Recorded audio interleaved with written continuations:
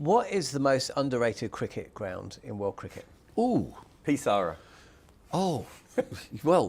Do you remember Pisara? You must have been to Pisara once. You've got me there. Oh, you haven't been to Pisara? I don't even know what country it's in. Pisara is one of Colombo's 19 test really? venues. In Colombo, right. Well, let's do it by country by country. Okay, so you start in Sri Lanka. I mean, it's just incredible because in no way should it be hosting anything. And somehow you've got these huge buses going down and waiting for goats to get out the way. There's no like grandstands or anything. It is the least test venue of any place. Like, you know the parks that they have them in New Zealand? Yes. Yeah, and Malahide in Ireland? Yes. Right? Those are just parks. Yes. They still feel more like test venues than Pisara does. Yeah. And I remember that they had, they had like a chalkboard DRS sign. Hang on, and you love, and this is a good thing for you. It's awesome because it feels like you're going back to... Malahide's terrific. Malahide's great. You're not a baseball fan, are you? I've been to a couple of games. I like NFL, but so not a couple baseball. of years ago, MLB did this thing where they made, remember Field of Dreams, the If You Build It, It Will Come movie? They went back and they did that, and they got the major league players. They cut out a bit of corn, and they literally brought a bunch of people in, and they were like, everyone loves this movie, let's have a game the way that people grew up playing this game, right? And the minute I saw that, I was like, oh, imagine if cricket just went, let's just do that. Let's have a test game in a Maidan in India, in a right? Maidan, or a village in England. Yeah. Get a proper pitch in. I'm not saying skimp on any of that stuff, but make it feel like the cricket that we all grew up with. When I went to Pisara, that's how I felt. I was like, I've never been to this ground before, and I didn't grow up in Sri Lanka, but this feels like the kind of club that I would have played at in Melbourne. But you're describing festival cricket, how we play in England when we play. It's intimate, the crowd are right on top of you. I've been to a few this year. Fabulous, absolutely fantastic. And they started doing it in Australia as well. They play a lot of Shield games in Australia. New Zealand helps. You go and play in these park grounds. That's what I'm saying. 6,000 people in, and it looks full and it looks great. Everybody's jolly, and they're intimate. It's on top of you. You're with them. Booted. That's one of the reasons the 2015 World Cup. It was very. Actually, you can take this one step further. I've just realised. 2015 World Cup was hosted in New Zealand and in Australia. Okay, and in New Zealand it was played at all the boutique grounds. Yes. So it meant that every game. What's the one that starts with pucker with the weird steps? Yeah, those. Pukapura Park. Is that it? No, it's not. It's. He's close enough. Pukapura Park. Friend of the show. Is that right? I'm sure it is. It's like an I know amphitheatre. the one you're talking about. Yeah. Kind of carved in. Yeah, absolutely beautiful. We need a picture of this on the YouTube page. Is that Hastings? Is it Hastings? Is it? I don't know. I've not been there. Plymouth? New Plymouth. So you've got all these little grounds in New Zealand, and because they're little, you only need to have 3,000 or 4,000 in there to make it a really good, lovely atmosphere. Yeah. It happened all the way through.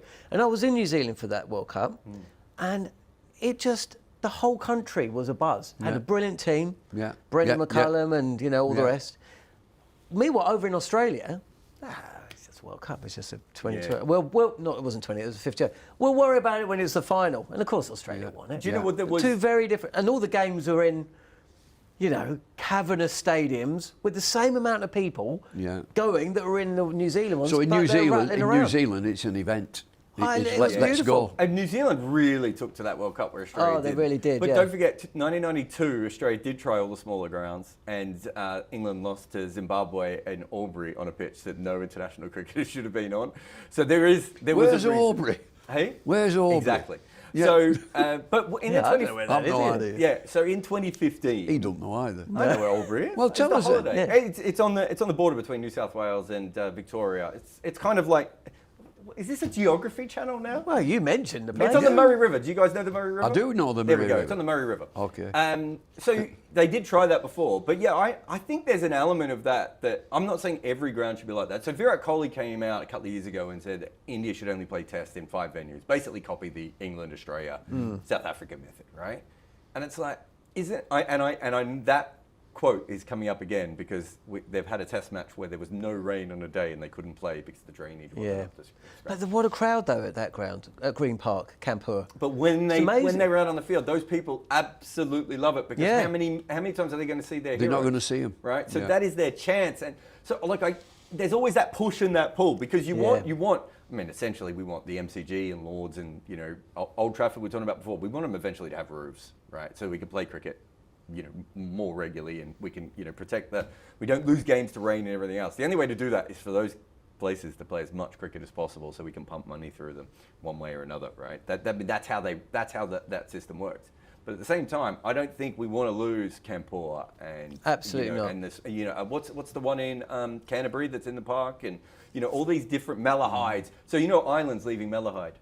No, where are they going? So they're going into a sports city centre, I believe, and it's better probably for Irish cricket in the long run because it costs them a fortune to prop up Malahide. But if you never covered cricket in Malahide, no, I've never. Brilliant, absolutely. It brilliant. is the best experience I've ever had because you. What's that bar called? Gibney's.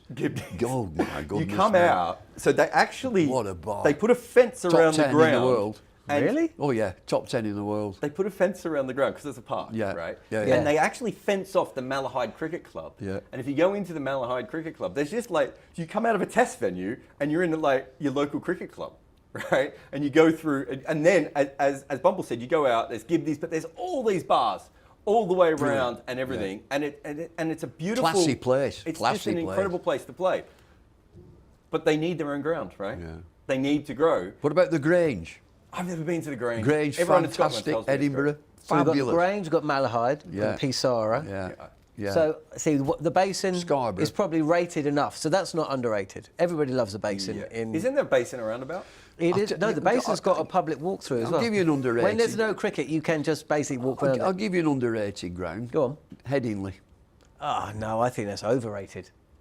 There you go. I think it's fantastic. Isn't Trent Bridge the most underrated ground in England? No, it's beautiful. Trent Bridge is beautiful. Everybody knows it's beautiful. No, I don't think. I don't think Trent Bridge gets anywhere near the credit that it should do. Headingley, I think, gets way too much.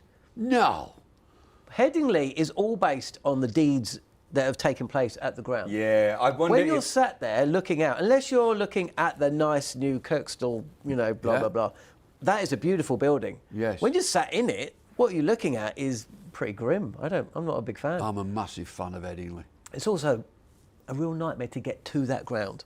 No, it's not. It is if you're coming from the city and its traffic so terrible. Well, you could walk. It's a brisk walk up the hill. There is a little railway station, Headingley Station. Edgbaston's the same. What a pain that is to get to and from. Well, you could walk again. There is an element of Yeah. But it's 40 minutes from the canal. I do that walk. There is an element of where the ground is really matters. Look at Adelaide, right? Yeah. That is one of the reasons Right, it's held up the there. city, brilliant. It's a lovely walk. Yeah, it is. You've got to factor that in. I remember MCG, lovely walk. Yeah. I really like the MCG. For a massive, coliseum, it still manages to have a identity. Scarborough? Oh yeah, Scarborough's good. Scarborough's, it's my favourite ground in the world, of any ground. Yeah, no, but I think Trent Bridge is the most underrated test ground. And the people who go to watch cricket at Trent Bridge, seems to me they are there to watch cricket. At times I go to Headingley and I think, you're here to basically wear a Scooby-Doo shirt, a Scooby-Doo costume. Scooby-Doo? Yeah. And, chase around and, just drink. Yeah, that's good, that. We like that. I don't mind it, but I'd rather everyone was going for the cricket and a bit of Scooby-Doo. Western Terrace, of course. Western Terrace, yes, phenomenal. Great. But what is the best standing cricket in this country? Western Terrace is up there. Yeah, it's not the best though. Is it the one named after the bloke who bowled out Bradman? Holly's Stand. Without a doubt, Holly's Stand best by a mile in this country. The Hollies and Western Terrace are vying. Hollies and Western Terrace. I can't believe I couldn't remember the name of the stand, but I could remember the fact he'd bowled Bradman out in his last game. So, I mean, what about Lloyd's? I mean, I've done it this week in the paper that, it's so elitist that in the grandstand with all the champagne, they think it's so jolly to pop the cork onto the field every over, every ball nearly, and the steward comes diligently and picks them all up. You go in the Western Terrace and start throwing cans of Tetley on the pitch and see where it gets you. It's exactly the same. I totally agree. I think it's nonsense. Popping cork, ho, cheers. And they've got retired gentlemen with the school caps on. I mean, dear me, that's doubtful, that is. Well, I'm often in the media centre. I'm often in the media centre, and it's Adelaide as well. It's exactly the same, by the way. There's more people out the back just drinking champagne or in you know, whatever they're drinking, little creatures or whatever in Adelaide, than are actually in the ground watching the cricket. It's a social event. Little creatures from Perth.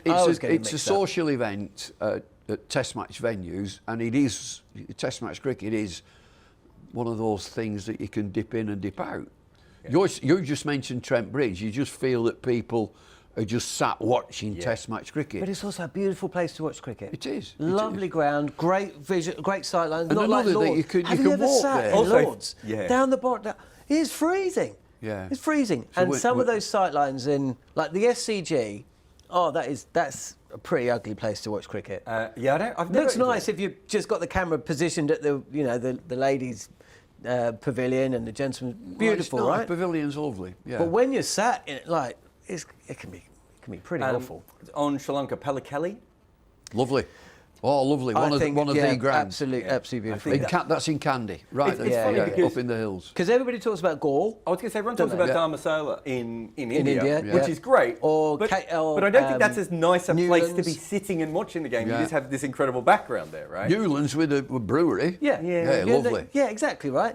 Wanderers for me. And that huge hill. Wanderers. There's a massive hill in Cape Town. The shadows the ground. The little mound. Just the back of the ground. Yeah. Table Mountain, I think, is the word we're looking for, everyone. Of course, that's it. Table Mountain. I've got a problem with Cape Town. Huge hill. Little mound. I've got a problem with Cape Town. It's when the breweries don't smell good. And there is about 2 or 3 hours a day. I'd like to debate that. No, come on, when the yeast is yeasty. Lovely, brilliant, absolutely. I mean, it's out of this world. Don't get me wrong, Marvellous. A fresh beer from a brewery is incredible. No, you mean. It's like... There's some bad stink at that ground sometimes. It's lovely, gorgeous. So, I'm going to say a country, you tell me the most underrated ground. Okay, so Australia? Oof. Does Australia have an underrated ground? I feel like they're almost all overrated at this point. Wacker? So the problem with the Wacker was, did you ever go out into the actual... Yes, I mean... It was, for Australia, where in Australia, like the facilities are like 10 times better than any other cricket nation in the world. I really like Hobart, but Jesus, Bellerive is a long way from the centre of town. You have to. There's one road in. Go on the boat. Go on the boat. Oh, go on the boat. That's it. Go on the Hello. boat. Who works for TV and who works for radio here, eh? What's the worst ground? Oh, you should have got a helicopter, Jarrod. Just dropped us in. Worst ground in Australia, without a doubt, has got to be the Gabba. The worst? Yeah. Yeah. Looks horrible. When you're in it, there's no point of difference. I'm agreeing with that. It takes you half an hour to walk from town, and it's not a nice part of town. Don't do much for me, the Gabba. So I'd say that is the most overrated. Sorry to the Queenslanders, but no, I think they know, don't they? I think they're going to. Don't they want to bring their stadium down and rebuild it properly? Yeah. So I think they're thinking the probably same in Sydney. Rebuild it in Sydney. I think that would be. It sounds like a Channel 9 discussion, doesn't it? But yeah, I mean, I like Monaco Oval. You two probably haven't been there, but the Canberra ground, it's got the old MCG scoreboard as well. It's probably the only. I played there, I think. Did you? 74-5. Wow. So I think we played it. I reckon Hobart and Monaco Oval are the only two places that are probably cricket grounds. Sure, I played there. Yeah, everything else is a stadium, right? Even I know Adelaide, they've gone out of their way, but it's still a cricket stadium. I wouldn't know, John, if you're going around every country, what's the most or the worst. We work on cricket grounds. We don't actually sit in the stands. The people... I know Brian Henderson, who's head of Sky Cricket and NFL, he does that as well. He's always said that our stadiums in England are not very good. Your seats are uncomfortable. The plastic seats. Why are they not padded? Why are they not individual? Where's my Wi-Fi for each seat? Yeah. Where's the cup holder for my drink? I want a lot more comfort for the money that I'm playing instead of a plastic seat with my knees up against the next one. So in America, we've done this before. We've discussed this before. In American venues, it's quite comfortable for the supporter and spectator. Very comfortable. Very different experience. And it's a long time to sit at a cricket match for 7 hours. No wonder they get up and wander around to the bars. You do it. Well, you've been to the Oval. Like, it's so hard not to have your knees actually. There you go. Bumble was just talking about your knees not in the person in front. You know the answer is, don't you? Hendo needs to get Sky to pay more for cricket right. Well, I've left Sky now, as you know, so I'm not in touch with him. I could have been. Years ago, I could have been an influencer. Come on, Endo, sort it out. I mentioned I went to rugby yesterday. I was sat in a very comfortable padded seat behind their dugout. First rugby match I've ever seen in my life. Fabulous. I'll be going again. I had a very comfortable seat in a new community stadium in York. York's lovely, by the way. I live there. See, the geography continues. Yeah. On AM, on DAB, via the talkSPORT app and on your smart speaker. talkSPORT.